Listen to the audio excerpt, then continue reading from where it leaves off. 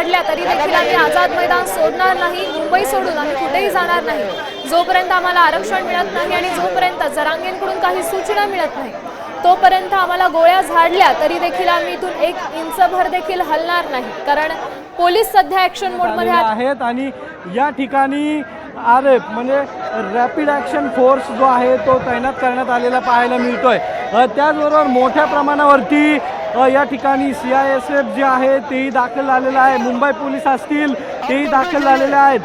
जोपर्यंत कोर्टाचे आदेश आहेत तोपर्यंत प्रशासन शांत असणार आहे। त्यानंतर जर आदेशाचं पालन झालं नाही तर मोठ्या प्रमाणावरती पोलीस बंदोबस्त जो आहे तो तैनात करण्यात आलेला आहे। काही मोठ्या प्रमाणावर पोलीस बंदोबस्त तैनात करण्यात आले 3 वाजेपर्यंत, म्हणजे काही वेळाचीच मुदत राहिली मुंबई खाली करण्यासाठी। मुंबई आम्ही खाली करायची कशामुळे?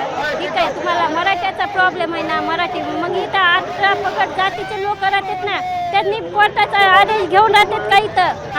तुम्ही म्हणतात आम्हाला 3च तास राहिले, 3 वाजता मुंबई खाली करायची, कशामुळे करायची?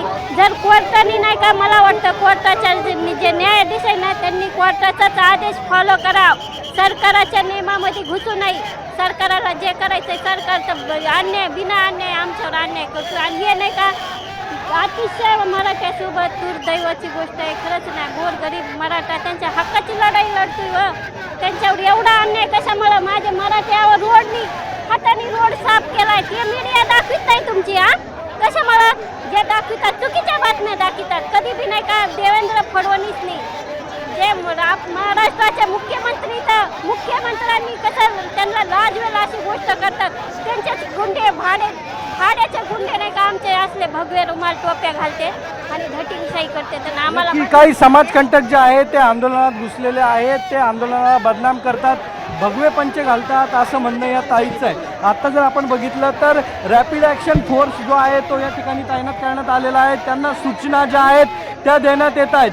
त्यामुळे आता 3 वाजेपर्यंतची वाट पाहत आहेत। आपल्याबरोबर या ठिकाणी गंगाधर काळकुड आहेत, काय सांगणार आहेत गंगाधर? आम्ही आता सांगतोय की सगळ्यांनी आपल्याला चौक रिकामे करून द्यायचे आहेत, कुणीही रस्त्यावर येऊ नये।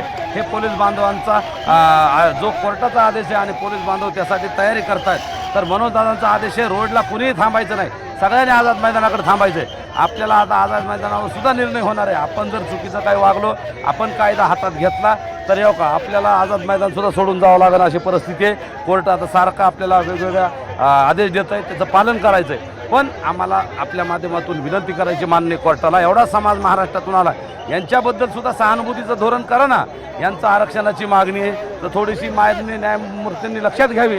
आरक्षण मागतायत, हे काय आतंकवादी नाहीत, गोळ्या नाही घेऊन आले, बंदुकी नाही घेऊन आले। पण आता पोलीस बंदोबस्त मोठ्या प्रमाणात तैनात करण्यात आला आहे, सगळ्यांना सूचना देण्यात येत आहेत, 3 वाजेपर्यंतची मुदत आहे, खाली होणार आहे का किंवा सगळ्या कार्यकर्त्यांना काय आदेश? आता आम्हाला 3ची मुदत आहे, पण त्याच्यावर निर्णय आमचे वकील बांधव कोर्टात आहेत ना, विनंती करतायत ना आमचे लोक। पण आम्हाला सांगायचं आहे कोर्टाला सुद्धा, माननीय कोर्टाने आमचाही सहानुभूतीचा विचार करावा। जसा मुंबईचा केला तशा महाराष्ट्रातल्या 6 कोटी मराठ्यांचं सुद्धा व्यथा जाणून घ्या ना, त्यांच्याही भावना आहेत। इथं मुंबई आमची राजधानी म्हणून आलो, आम्हाला आझाद मैदान हे डेडिकेटेड प्लेस आहे आंदोलनाचं, तिथं आंदोलन करू द्या ना।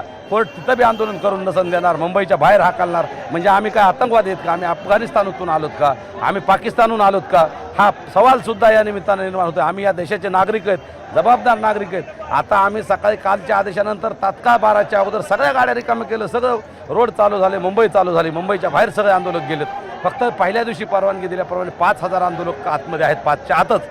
त्याच्यामुळे आम्हाला आता कायदेशीर सरकारने परवानगी द्यावी आणि न्यायालयाने परवानगी। छत्रपती शिवाजी महाराजांचं नाव घेतात, हे मुघलासारखं वागतात। ह्यांच्याकडे छत्रपती शिवाजी महाराज हिंदुत्व नसून हे भ्रष्टाचाराचे हिंदुत्व यांच्याकडे आहेत आणि गोरगरीब जनतेला वेड्यात काढायचं काम करत आहेत आणि सरकारची तिजोरी ही लुटत आहेत।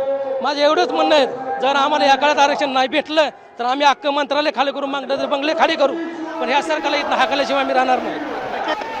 काल 3 वाजेपर्यंत मुंबई खाली करायला सांगितलेलं सरकार न्यायालयाने। 3 वाजेपर्यंतच नाही, 3 महिन्यात जरी खाली करा म्हणले तरी सुद्धा खाली करणार नाही।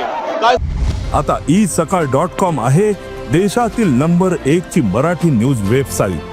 प्रत्येक अपडेटसाठी isakal.com ला नक्की भेट द्या।